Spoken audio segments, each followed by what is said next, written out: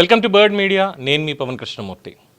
Cockroach Janata party అంటే chief justice of India Suryakant గారు న్యాయ వ్యవస్థని ఉద్దేశించి చేసినటువంటి ఒక వ్యాఖ్య ఏంటంటే, నకిలీ సర్టిఫికెట్స్ తోటి కొంతమంది న్యాయవాదుల రూపంలో న్యాయ వ్యవస్థలోకి ఎంటర్ అయిపోతున్నారు. లాయర్లుగా న్యాయ వ్యవస్థలోకి డమ్మీ సర్టిఫికెట్లు, బోగస్ సర్టిఫికెట్లు పెట్టుకొని ఎంటర్ అయిపోతున్నారు అని, బొద్దింకల్లాగా అని అక్కడ వాళ్ళకి సంబంధించింది న్యాయశాఖలోని న్యాయ వ్యవస్థకి సంబంధించి మాత్రమే మాట్లాడారు తప్ప ఆయన మిగతా ఇండస్ట్రీస్ అన్నిటినీ మొత్తం భారతదేశం మొత్తం అంతా కూడా ఇది పెట్టుకొని మైండ్లో భారతదేశంలో నిరుద్యోగులందరూ బొద్దింకల్లాగా న్యాయ వ్యవస్థలు ఎంటర్ అయిపోతున్నారన్న మాట ఆయన మాట్లాడలా. కానీ మాకు అక్కడే కాలింది. బికాజ్ వీఆర్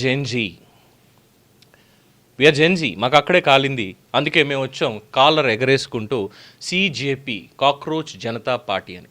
బట్ ఇక్కడ ఈ సిజేపీని అప్రిషియేట్ చేయాలి. బికాస్ వాళ్ళు తీసుకున్నటువంటి కాన్సెప్ట్స్, నీట్లో జరిగినటువంటి అవకతవకలు, లేదంటే నీట్ పేపర్ లీకేజీ, సిబిఎస్ఈ సిలబస్కి సంబంధించి సిబిఎస్ఈలో అవకతవకలు, ఇలాంటి వాళ్ళు తీసుకుని వచ్చారు చూసారా. నిజంగా వాళ్ళని అభినందించాలి ఈ పర్టికులర్ పాయింట్కి. దాని మీద చిత్తశుద్ధితో నిజాయితీగా వాళ్ళు పోరాటం చేస్తే ప్రతి ఒక్కళ్ళు కదిలొస్తారు. ఇక్కడ ఇది జెన్జీది కాదు, ఇది విద్యార్థి లోకానికి సంబంధించినటువంటి మ్యాటర్ కాబట్టి ఖచ్చితంగా పేరెంట్స్ దగ్గర నుంచి, మేధావుల దగ్గర నుంచి ప్రతి ఒక్కళ్ళు వాళ్ళకి మద్దతుగా వస్తారు. కానీ ఈ బొద్దింకలు అలాంటి బొద్దింకలు కాదు. ఈ బొద్దింకల భావజాలం కూడా ఎలాంటిది అంటే, భారత్కి బర్బాదీ తక్ జంగ్ రహేంగే, తుక్డే. వీళ్ళందరూ వీళ్ళకి ఫాలోవర్స్ చాలా చక్కగా. ఈ తుక్డే గ్యాంగ్కి ఇప్పుడున్నటువంటి నిన్న ప్రెస్ మీట్ పెట్టారు కదా, వాళ్ళ ప్యానల్ ఎవరైతే ఉన్నారో అధికార ప్రతినిధులు అని చెప్పని ఒకటి రిలీజ్ చేసి మొత్తం మా అజెండా ఇలా ఉంటుంది ఇది అని చెప్పని అన్నారు చూసారా. ముగ్గురు ఎవరో వాళ్ళ ఫాలోవర్సు ఉమర్ ఖలీద్ ఇలాంటి వాళ్ళ ఫాలోవర్స్ అనమాట. వాళ్ళు ఏం చేస్తారు, వాళ్ళు చక్కగా భారత్కి బర్బాదీ తక్ జంగ్ రహేంగే, భారతదేశాన్ని ముక్కలు చేసేదాకా మేము యుద్ధం చేస్తాం. సైబోలానా అది. సో ఇది వీళ్ళకి తీసుకున్నటువంటి కాన్సెప్ట్ని ఏదైతే అప్రిషియేట్ చేస్తున్నామో, the kind of approach they are doing it, దాన్ని క్వైట్ అపోజ్ చేయాల్సిందే. ఎందుకంటే ఈ బొద్దింకలకి సోషల్ మీడియాలో యుద్ధం చేయడం బాగా తెలుసు. అలాంటిది కాదు యుద్ధం, మళ్ళీ ఎక్కడికో తీసుకెళ్ళిపోతారు, పీక్స్కి వెళ్ళిపోతారు. అందుకే కదా వాళ్ళకి బీజేపీ పార్టీ కంటే ఎక్కువ ఫాలోవర్స్ వచ్చేసారు.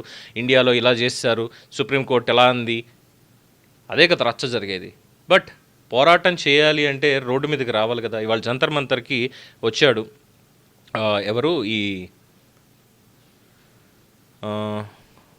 అభిజిత్ దీప్కే, ఎవరైతే ఈ సిజేపీ అనుందో దాని ఆవిష్కర్త మన అభిజిత్ దీప్కే డైరెక్ట్గా అమెరికా నుంచి ఫ్లైట్లో వచ్చేసాడు. ఇక ఆయన ఫాలోవర్స్ చాలామంది కొంతమంది వచ్చారు.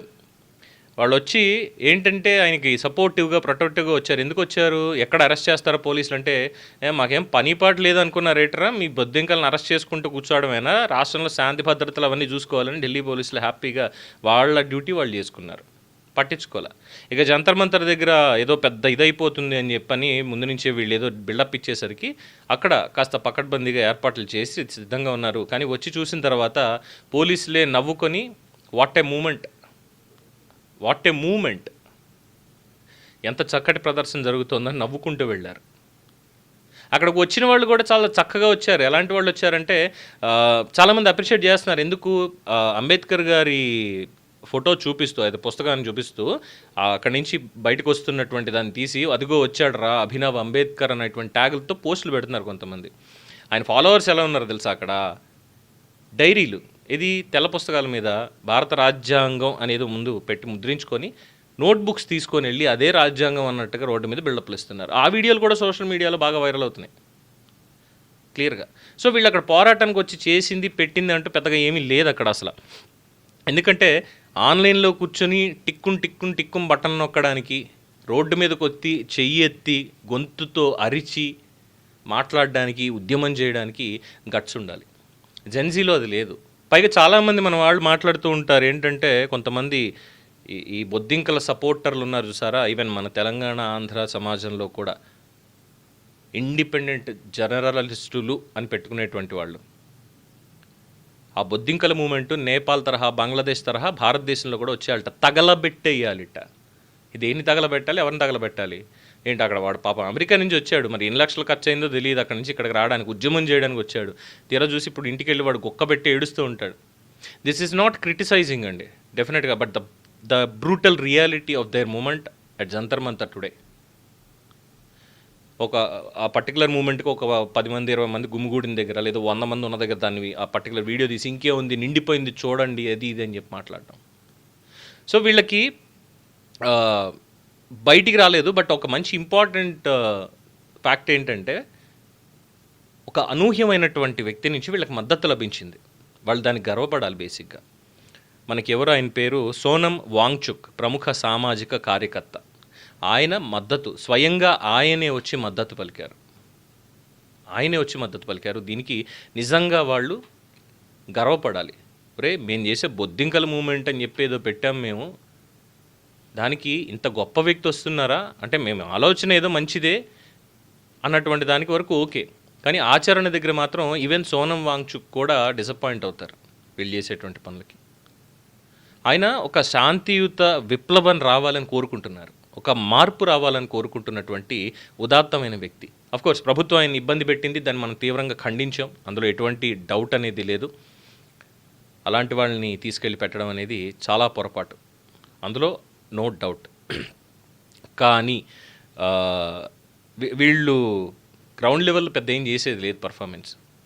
బొద్దింకల గొంతు కేవలం సోషల్ మీడియా వర్చువల్కి మాత్రమే పనికొస్తుంది తప్ప ఆన్ ద రోడ్స్ పంజాబ్ రైతులను కాదు, రైతులు రోడ్డెక్కి ఆ రోజు చూసారా ఎలా జరిగిందో?